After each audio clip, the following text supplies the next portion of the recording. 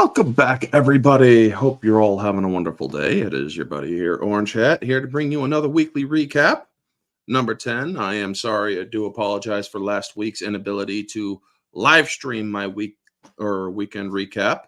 And due to the fact that it had to be just a premiere, it did not perform as well. I do apologize. However, I am able to do so live again now. And here to bring you some pretty heavy stories, a couple of heavy stories on the docket tonight, and a couple that are rather meh, but still entertainment worthy. So before I get started, thank you to everybody who has gotten me up as far as you have in my watch time. I'm able, using an extension, to check my watch time. I am just shy of 4,000. So if you guys could keep it up, I'm at like 3,790. So if you guys can keep it up, it would really help. Thank you so much. Also, if you want to support my channel, just share out my channel. Grab the link to my channel, share it out to your friends, your family, and others who might be interested. If you know anybody, that is the best way to get my channel noticed. I'm still trying to get to 1,500 subs, so any help is appreciated. Sharing out my channel, sharing out the content, that helps more right now than the other stuff. Also, the watch time does too. Thank you to everybody who has also been tuning in with me and Mara for singles and ones and twos on her channel. The Nick Cage New Year's was a complete success, I do believe, even though YouTube was fucking assholes for blocking the face-off in or stream in like 30 or 238 territories. So I do apologize for that. That is Paramount's fault. It is them who is doing this, and I will be privatizing that video eventually, due to the fact that once I do get monetized, if I am going to monetize, I will privatize that video, because I do not want them making money off of my work, because they are acting in a very petty manner. So saying hello to the chat, we got Vanya checking in. Thank you so much, sir. And we got Geek Detective Pierce. Good to see you, Sky Hound, as well. So our first story, kicking it off. Let's get the banner up. Daisy Ridley defends the Rey Kylo kiss in The Rise of Palpatine. Now, folks, I will not be able to keep up with the chat while I am over on the other tab, because I'm going to be reading from the story. So let's get into this. This is from Bounding into Comics. Shout out to you boys and girls over there, because I do know that some women also write over there. So yes, Star Wars lead Daisy Ridley stands behind Rey Kylo Ren kiss in Rise of Skywalker. It was a goodbye, so that felt earned. In a declaration sure to be celebrated by Reylo's internet-wide, Star Wars lead Daisy Ridley has admitted that she takes no issue with the Rey and Kylo Ren share a kiss at the end of Palpatine, because in her opinion it felt earned. Ridley offered her defense of the controversial sequel trilogy beat during the guest appearance on the January 29th episode of entertainment reporter Josh Horowitz' Happy, Sad, Confused podcast. Following discussions on a variety of topics, including the actress's recent work on the rom dramedy Sometimes I Think About Dying, and her story run-ins with other celebrities, Horowitz eventually pressed his guest the one specific thing I want to ask about for Rise of Skywalker. Where were you on the kiss moment? Were you like, this is going to work? Or were you like, are we really doing this? In turn, Disney recalled, I think it felt earned. And sorry about that, folks. It seems that somebody can't leave my phone alone right now.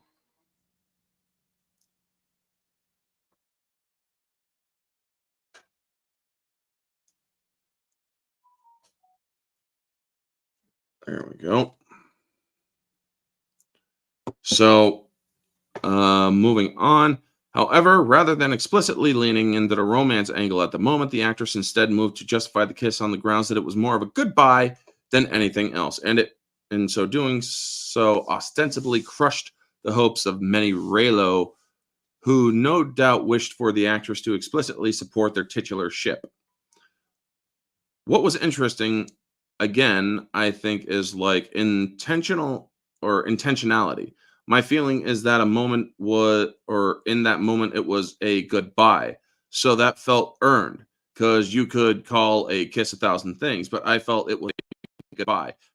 Well, if it was a goodbye, then it was rather a very poor goodbye. Hello, Stig. Good to see you. If she's saying that this was a goodbye to Ben Solo, why was she so shocked when he died? I mean, also this contradicts to what she said a while back. It was a kiss of gratitude. So this doesn't make any sense. I mean, she's changing up her story. She's not at all authentic in her words at all. It felt so emotional. I was saying goodbye to the job. Okay, so she's saying goodbye to the job? Uh-huh. All right, well then, never mind my last words. Because if she was saying goodbye to Ben, it wouldn't have made sense. If she's saying goodbye to the job, well then you do that off the screen. You don't freaking make up some bullshit. And I'm sorry, it just doesn't make sense. Further driving her read of the scene, the actress then added, actually, we had to pick up something that was missed. So on my very, very, very, in fact, no one knows this, on my very, very, very last day, we were doing various pickups and stuff. I had to literally sit and look at the camera like coming away from, God, this woman says like a lot. Coming away from me, and I guess I was looking at director JJ, and he was like, "You good?" And literally immediately I started crying my eyes out because it really felt like goodbye. Alas, regardless of David or Ridley's apparent support for the character's final on-screen interaction, given Adam Driver's continued confirmation that he has no plans to return to the shambling corpse of the Star Wars franchise, it seems unlikely that anything more will ever come to Rey and Kylo Ren's relationship, unless they actually do go to that rumored, and I do mean heavily emphasize rumored pregnant Rey thing. Honestly, that's all that there will be to it. Hey, fuck Norris, good to see you. What up, Orange Hat? Looking for more? Okay, man. Ronald Dragon of America. Nice to meet you, dude. Thank you so much, Ronald Dragon. Thank you for coming into the channel. Disney is trying to suck up to the old fans these days. Lots of actors are doing interviews where they try to take blame away from the fans. Don't fall for it. Oh, I'm not falling for it. I know exactly what they're trying to do because it contradicts what they said before. But yeah, good to know that I'm not the only one not falling for it. Disney continues to insult the intelligence of us veteran fans. I suspect the words are Disney doing, and they keep begging us to come back. We're already done with them. Exactly. Another thing is she's saying, oh, well, or she also fucking admitted. Here's the thing, Steve. She also admitted in a separate interview with that one where she's saying, there was no sexism in the Star Wars fans. She also admitted in another interview that she's kind of speaking up on Disney's behalf, actually saying that she's doing damage control. She admitted to doing damage control. It's like, I'm sorry, but you actually just shown that you just proved all of what you are saying in the future is now full of shit. But getting back to this, as of writing, details regarding the next Rey adventure remain practically non-existent, with the only information truly being known as the narrative is that we will see the heroine working to finish her master's failed goal of rebuilding the Jedi Order. Whether or not it will include any ship baiting scenes in a desperate attempt to entice fans to the larger franchise remains to be seen. So, yeah, I'm sorry. I'm not really buying into anything they are really saying when it comes to anything that they are doing. I'm just not buying it. I think that the whole Raylo thing was absolutely disgusting because they honestly didn't know the origin of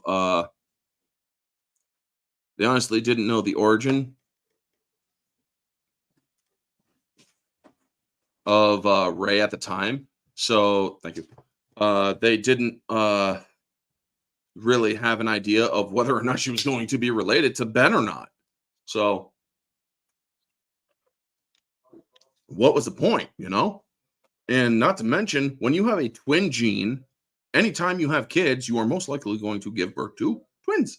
So yeah, they should have just went that route because we all know that Disney is kind of fucked up in the head anyway with their sexual perversion. I mean, it would have perfectly made sense for them to do the incest route with Rey and Kylo being related. But hey, they went the Palpatine route instead, and it just made it even worse, and it made the story suffer even more. So moving on to our next one, we are discussing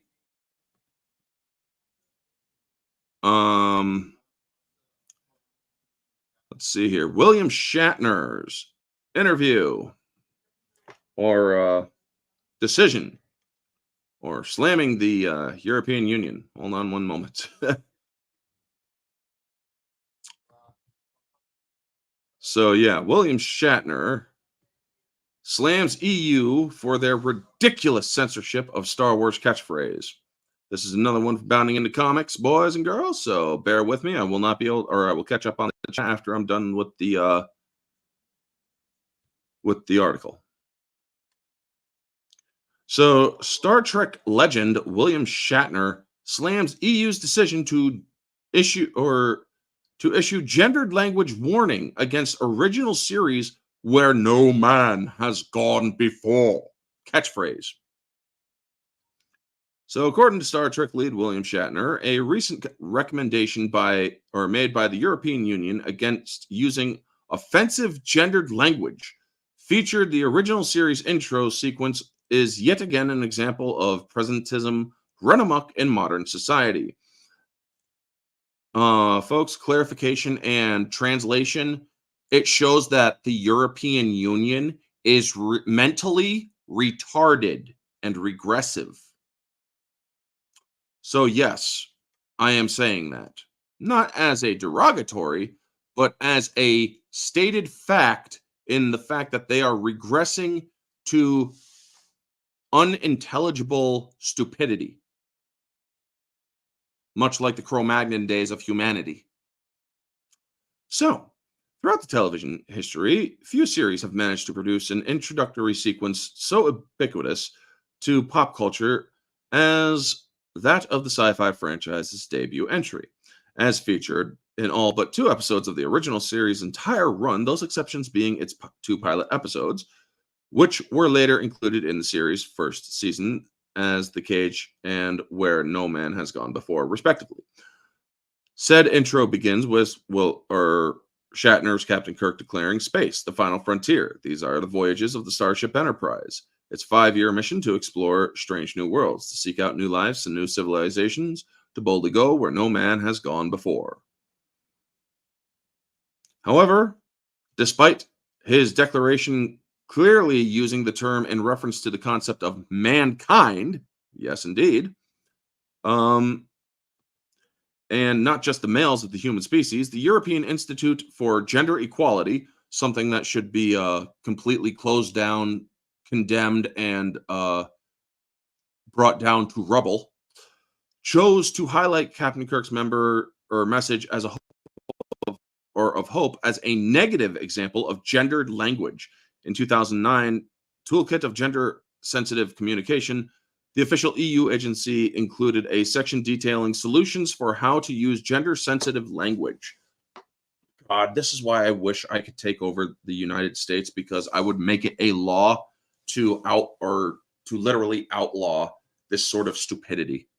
If you want to use this sort of bullshit, go to a fucking different country, because you are not going to demand from a greater majority that they cater to your own stupidity. Yes, it would be a violation of the Constitution. However, before I violate the Constitution, I am going to declare it suspended until further notice, which is within the rights of a president if there is definitely a state of emergency that is very crucial to the United States well-being.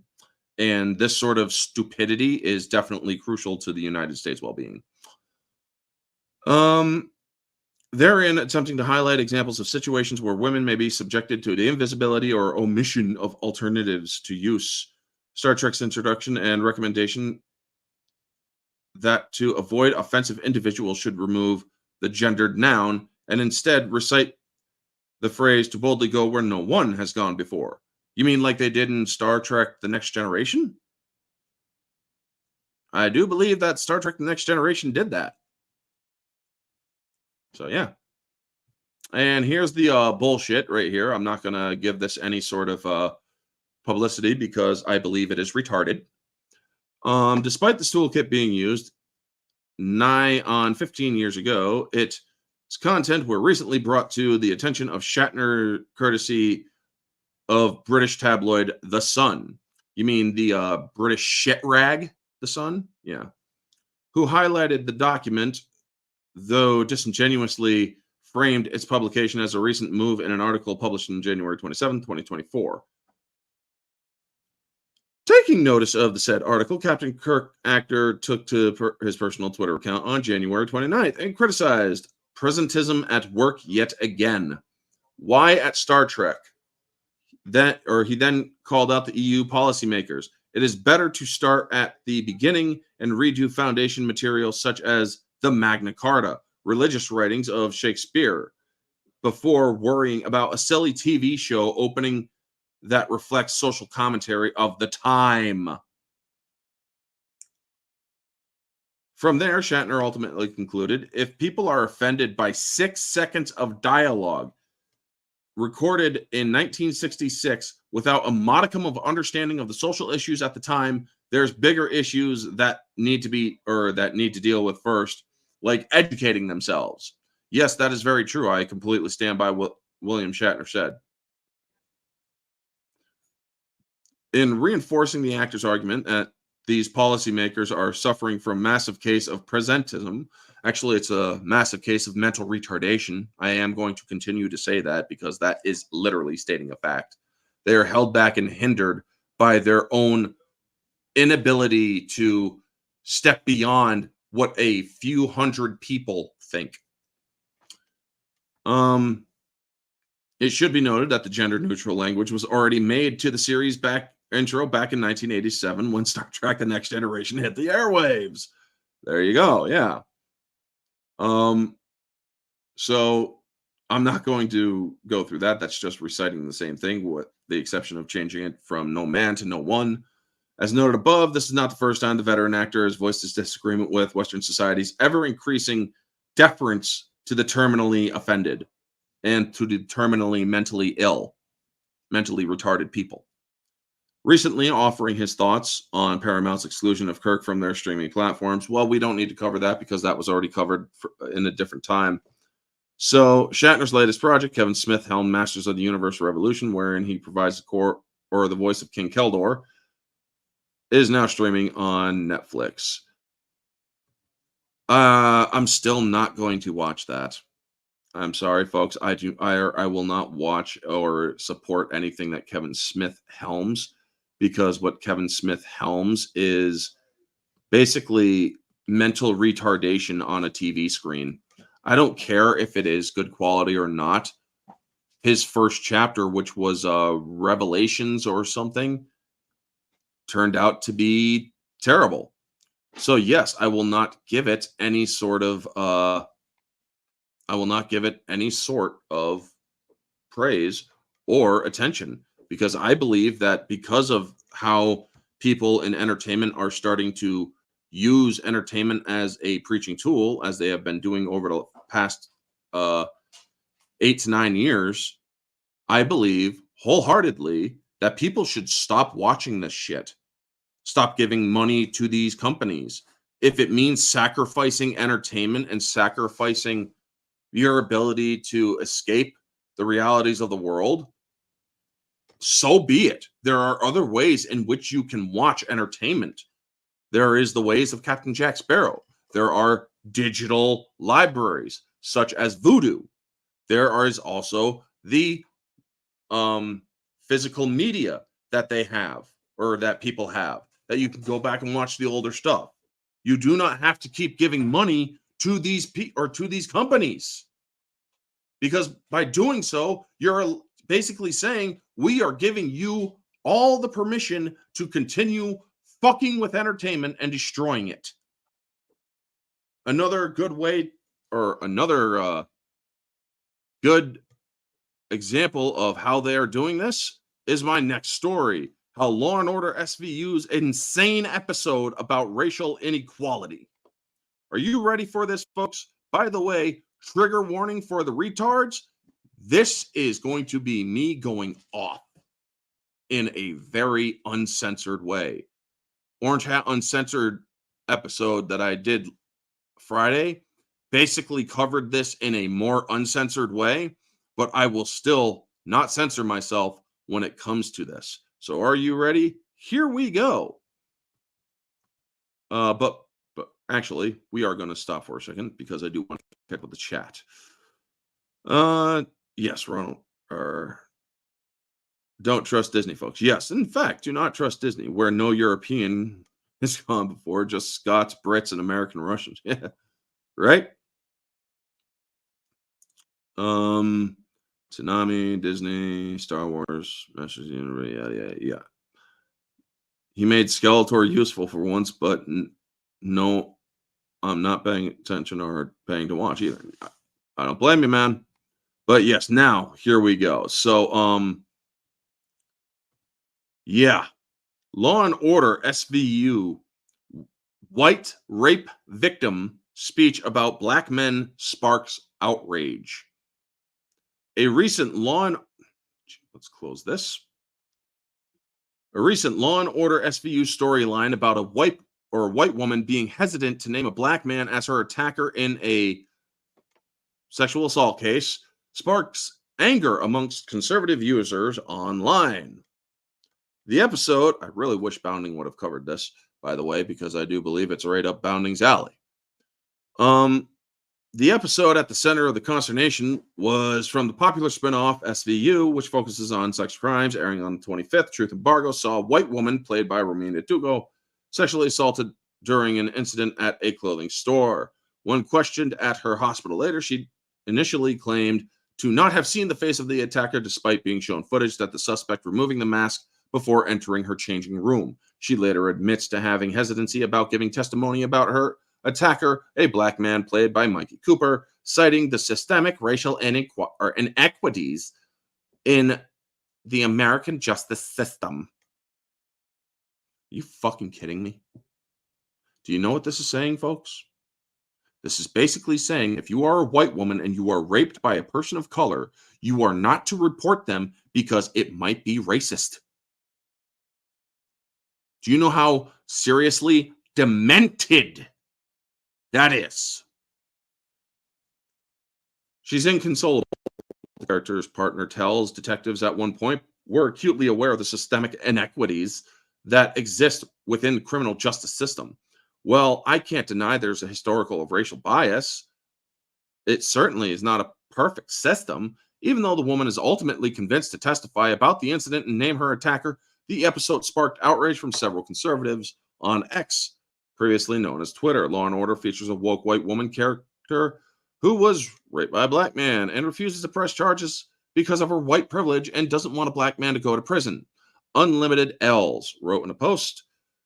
Another responding, even if you get raped, you shouldn't seek justice if you are white. I used to love this show. Now it's a steaming pile of shit. Woke racist rape victim felt zero responsibility to keep other women safe from a rapist because the black guy was too stupid to understand how wrong rape was. White people are privileged, so they shouldn't seek justice for rape. Most of the angered posts did not note the context in which the women agreed to testify at the end, and they reached out to Wolf Entertainment via email for comment. The series has long generated controversy along the political spectrum, with viewers closely to the center and left wing criticizing it for glamorizing and valorizing police and the justice system. A featured segment about the issues of Last Week with John Oliver, 2022. The actor Diane Neal an agreement from Diane Neal that the show was propaganda. The same January 25th episode sparked reactions from online viewers claiming that the mental gymnastics the show was doing to make sure the cops are always seen as good guys are just downright kooky at this point. And that is the end of the article. So, yeah, essentially, folks, they are saying that if you are violated, if a woman is violated and she is white, she shouldn't report her attacker because it's racist. Despite whether or not they chose at the end of the episode to have the man charged, it's the fact that they spoke out or that they made this episode in the first place that is basically saying, we want you to think about the racial inequities you will be causing if you go after an attacker who is a person of color and they sexually assaulted you. They are actually saying that you should be aware that you are going to hurt the demographic of Black people as a whole if a Black person rapes you and you report them for it. Women everywhere, I want you to be aware that this is what entertainment and Hollywood is pushing. This is the kind of shit that they are pushing. Instead of actual law and order, which is a part of their freaking title, they would rather you skip law and order and just allow crime to happen. Allow your bodies to be violated. That is what Hollywood is telling you. And I'm sorry, that is the most absolutely retarded take I have ever seen in a show. Where Grey's Anatomy is pushing they made it illegal to get an abortion and all that other bullshit where they have gone completely political. In this, they are now saying white women should not report being sexually assaulted by people if that someone happens to be Black. Because it is racist and it will hurt the demographic. I am so sick and tired of the failure of our society. I warned people years ago during the whole cuties thing back in 2020 that this shit would only get worse. I've told people, and for my efforts, I've been called things like a king of useless information. I have been told, essentially paraphrasing here, okay, here's a cookie, go sit in the corner and just go about your day. I have been told that I am a bigot for pointing this out. And you know what? I have also been told this. It's just a TV show. It doesn't matter. You know what? It does matter because I've been trying to tell all the fucking retards who have said all those things to me. And yes, I am well aware that I am calling even a family member of mine a retard for calling me a king of useless information. It's not useless to call out what they are actually doing, because despite what's going on in actual political arena in the real world, Hollywood is more influential than politics. Politics can change laws, yes. Hollywood can influence the people, the populace, into believing that it was necessary to change these laws. Unless you actually have a modicum of common sense to fight against this stuff, like I do, most people will just say, oh, it doesn't really matter. When it actually does matter. Because there are, sadly, people out there retarded enough to actually agree with this nonsense. Folks, I am most likely going to die on this hill of standing against woke bullshit. Because I am never going to abide its perceived reality that this is how things should be, or in that we should go back to the days of Jim Crow, where it is actually a superficially reversed option in which white people are demonized, and that everybody who is black is a victim. It has actually gotten back to that. And I am not going to accept it. I am going to fight against it. If I am labeled a racist, I will take that as a badge of honor, because because that sort of claim has no more real power because it has been used too much. It is not racist to call out this sort of behavior. It is not bigoted to call out this sort of behavior. And I really do wish that some female YouTubers and some black YouTubers would actually address this, because honestly, I think that it should be addressed by people who it more affects, because it doesn't affect me, a straight white guy. However, it does affect the black community as well as it does affect the female community. I think it is very important that they address it, because honestly, this is the sort of thing that Hollywood is saying, this is what we think of the black community. This is what we think of the female community. They think that women should allow themselves to be raped, and they think that black people should get away with rape because they are black and they are oppressed. That is what Hollywood is saying by allowing this episode to even happen. I'm sorry, folks.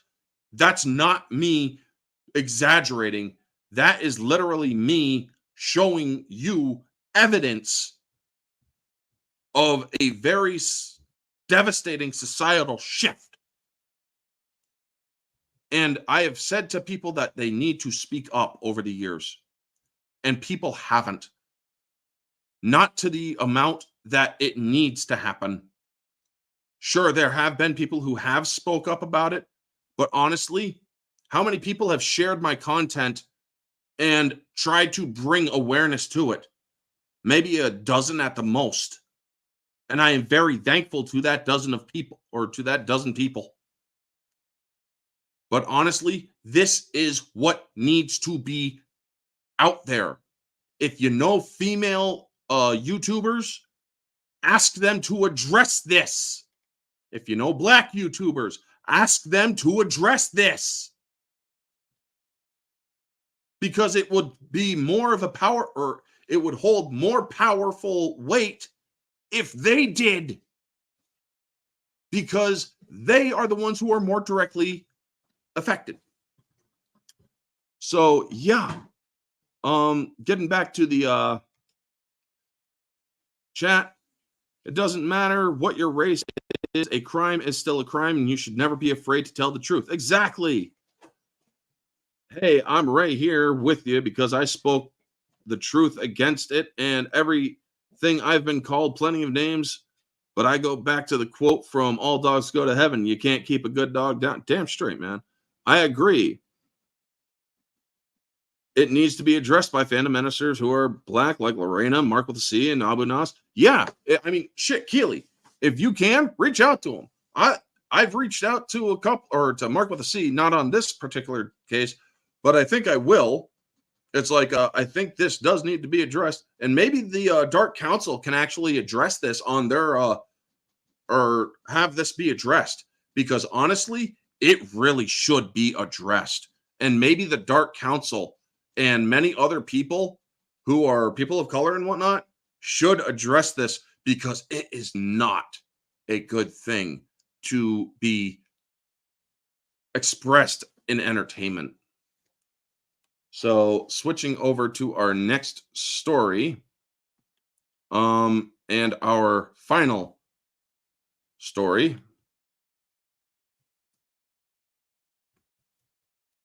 But before I do, let me close out that tab.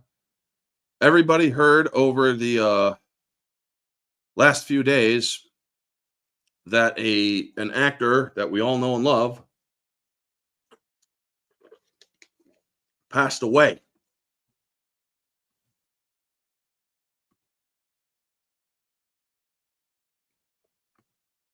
Rocky Predator actor Carl Weathers passes away at 76. Now, I did a tribute video to Carl Weathers. Apparently, he died on my birthday, February 1st, but he went peacefully in his sleep. That I am grateful. He didn't suffer. Bounding covered this, and I will also be sharing a Screen Rant article. As much as I disagree with a lot of what Screen Rant says, I still do think that it is because they also give their other people's opinions on it. So, icon action star Carl Weathers passes away at 76. Longtime movie fans were shocked to learn that Carl Weathers, best known for his portrayal of Apollo Creed in Sylvester Stallone's Rocky franchise, had died on February 1st, 2024.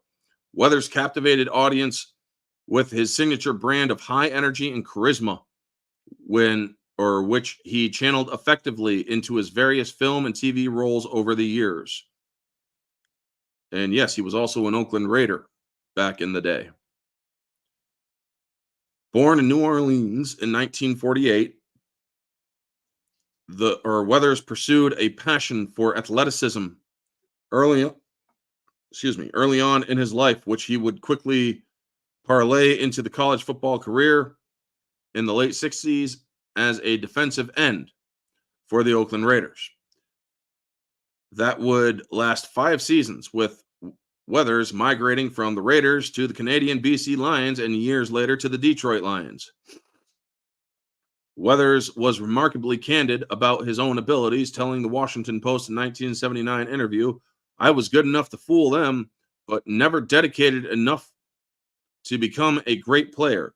Up to a point, everybody can capitalize on the fact that nobody knows what's going on. I could make coaches believe I could do what they wanted me to do, but that's not the same as pushing yourself. The great ones are willing to work harder." This might have been or had something to do with his desire to become an actor, an extension of his love for the arts, which he was interested in from a very long time, or from a very young age, rather. According to Weathers, it was a difficult premise, given the hard nature of life in New Orleans.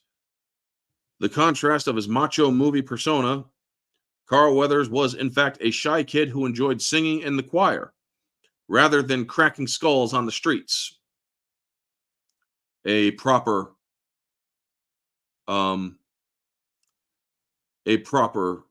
person to inspire others, in my opinion. Role model. Sorry, I forgot the word there. Certain things I was drawn to, like doing a little acting or singing in the choir, had no credibility on the street, and I was too ignorant and intimidated to try to explain why they seemed valuable to me. The other guys would say, "What is this, man?" All I could do was mumble, the late actor remarked. Weathers moved to California following his junior year at the prestigious private school, which changed his perception drastically. In contrast to Deep South racial segregation politics of the Democratic Party at the time, California represented an idealistic dream of racial harmony, where, according to Weathers, all of a sudden I was at a place where black kids and white kids sat together and played ball together. It was like some kind of fantasy land. Weathers' iconic acting career began when he fibbed about his acting credits and cameos in films like Dirty Harry in order to get his foot in the door and seize his opportunities. Ironically, his first appearance on the film was a blink and you'll miss it part as a protester in the film's sequel, 1973's Magnum Force. However, he also understood he needed to put in the hard work necessary to become a successful actor. So, naturally, you've got to be prepared to deliver at some point. Actors do it all the time. Sure, I've played that, and sure, I can do that. At least it can get the opportunity to prove that you can't, he claimed. Weathers would appear in commercial spots and extra parts before landing the role of Hambone in 1975's blaxploitation flick Bucktown, which set him up to nab the most pivotal role of his career. When 1976 rolled around, Weathers was already tapped to play Sylvester Stallone's opposing force in the seminal classic Rocky. The character was Apollo Creed, a tough-as-nails, larger-than-life heavyweight champion willing to give a local contender a chance to challenge him in the ring. Meanwhile, down on his luck, Rocky Balboa seizes the opportunity and trades hard to face Creed in the ring, where he goes the distance, losing to Creed by a way of split decision. And another thing that is true, folks, is that Apollo Creed in the movie, Carl Weathers played him as an all-American patriotic person. Basically saying it doesn't matter if you're black or you're white, this is the land of opportunity. And everybody deserves that opportunity. He's absolutely right. So it didn't take long for a sequel to be greenlit, with Stallone and Weathers squaring off again, this time for all the marbles, though it didn't cross as much as the original or gross as much as the original film. Rocky 2 was arguably a superior film, fleshing out both characters while shining a lens on Apollo Creed specifically. Weathers would reprise the role 2 more times, first in Rocky 3, where he trains Balboa to defeat the menacing Clubber Lang, and Rocky 4, where he dies tragically during an exhibition match with the towering Ivan Drago. However, it was Creed's ultra-patriotic persona that hit a note with fans of the franchise, regardless of their skin color or demographic. Apollo Creed was unapologetically American, flying the stars and stripes wherever he could manage. The ultimate director's cut of Rocky IV expands on this patriotism openly by exploring Creed's reason for fighting Ivan Drago, to tackle anti-American Soviet propaganda head on. And that's also something that he did, or that was also part of the theatrical edition. Creed also believed in the American dream, much the same way his real-life counterpart did. For all of his difficulty growing up in racially segregated South, Weathers embraced racial harmony while brushing off detractors who criticized the character of Apollo Creed. Everybody pays his dues, does what he can with what's available. Maybe there will be some cause for resentment, some kind of backlash, but that's totally out of my control, and that has no bearing on my performance, said the actor. Following his exit from the Rocky franchise, Weathers made a huge splash in the timeless 1987 sci-fi action film Predator, where he played the role of Dylan opposite Arnold Schwarzenegger. In the film, Dylan is a former Special Forces soldier turned CIA operative who becomes corrupted by his new job, only to realize his error and seek redemption in the semi-final act of the film, buying his squad valuable time. He'd follow that film up by his signature standalone 88 action flick Action Jackson, co-starring Craig T. Nelson and Sharon Stone. It was a surprise hit, netting $65 million versus a $7 million budget. Despite lackluster critical reviews, next Weathers would visit the land down under to film 1992's Hurricane Smith, while making appearances on TV shows like Dangerous Passion, Street Justice, and the critically acclaimed In the Heat of the Night, a show I watched when I was young. After starring in Adam Sandler's comedy film Happy Gilmore and Little Nicky, Weathers would see his big screen film career decline as he transitioned into the 2000s. However, he was still finding roles on hit shows like ER, Law and Order, SVU, and Arrested Development. His career got an extra jolt in 2019 as he voiced Combat Carl in Pixar's Toy Story 2 or Toy Story 4, and started as Greef Karga in the Disney Star Wars spin-off series The Mandalorian. That is such a great shot there from Rocky. To many fans, Carl Weathers will forever remain an icon cinema and of pop culture, and pop culture. With a down-to-earth personality backed by a friendly smile, the actor has forever maintained a sense of humble gratitude, which has translated into an on-screen persona that defies even the arrogant and cocky characters he has played, such as Apollo Creed. God knows I have done it, or I have it all together, or God knows I don't have it all together, but I've learned that not doing what you want will or to do will limit the success you can have. I like to think old John Wayne knew that. He had his ups and downs, but there was a full life, a real career. He didn't have to sign out full of regrets, Weathers said in a 1979 interview with WAPO, Washington Post. I'd rather die and go to hell right now than live the up end or live and end up staring in a mirror someday and saying, were you ever full of you blew it, man. Clearly he did not. I've actually had a couple of interactions with Carl Weathers on Twitter. And one of the things I can always say, some of my interactions with him were of debate politically. But one thing I can always say about him when he responded was that he responded with patience and without conflict. He was always kind, and he always ended his tweets with #BePeace because he knew the value of peace. And also, let's see here. This next article is from Screen Rant, where Sylvester Stallone and Arnold Schwarzenegger had their emotional tributes. But before I get into that, let's catch up with the chat. Rip Carl Weathers. I didn't know he was an NFL player. Yeah, he was. Definitely better Muhammad Ali than Will Slap, even though he played Apollo Creed, but basically the same thing. Yeah.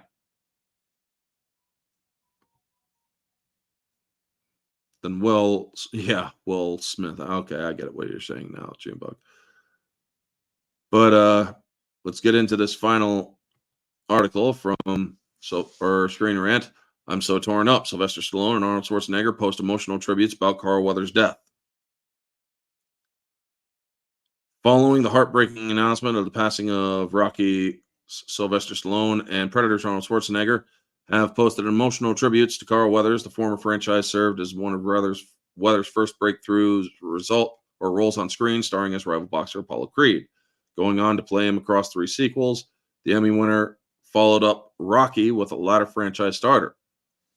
Starring alongside Schwarzenegger as part of a paramilitary group whose jungle rescue mission goes awry as they're targeted by the titular extraterrestrial.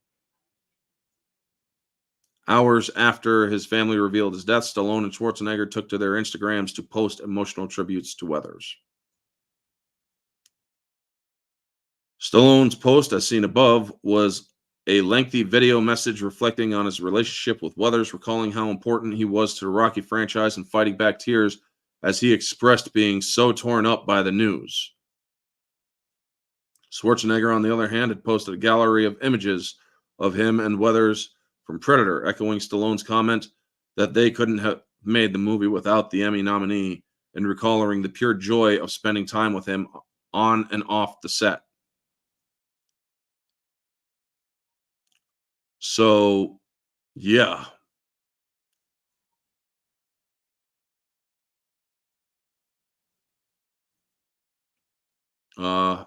I would play this, but it would redirect to Instagram. So I do not think I should do that. So, yes. Also, Gina Carano put her own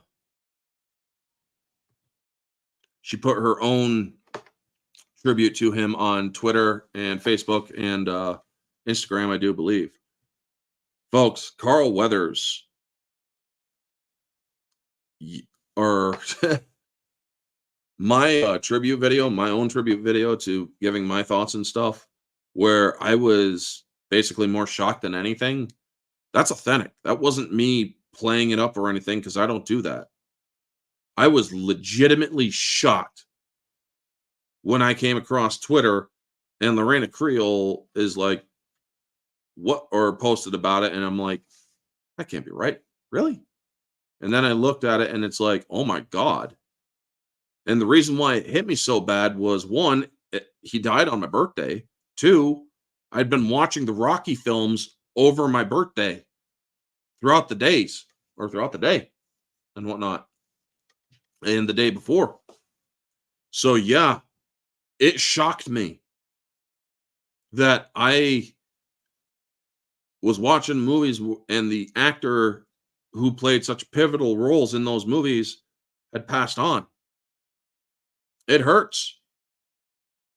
I get more emotional for actors and celebrities, and some people are like, oh, get over, and you didn't even know them and whatnot.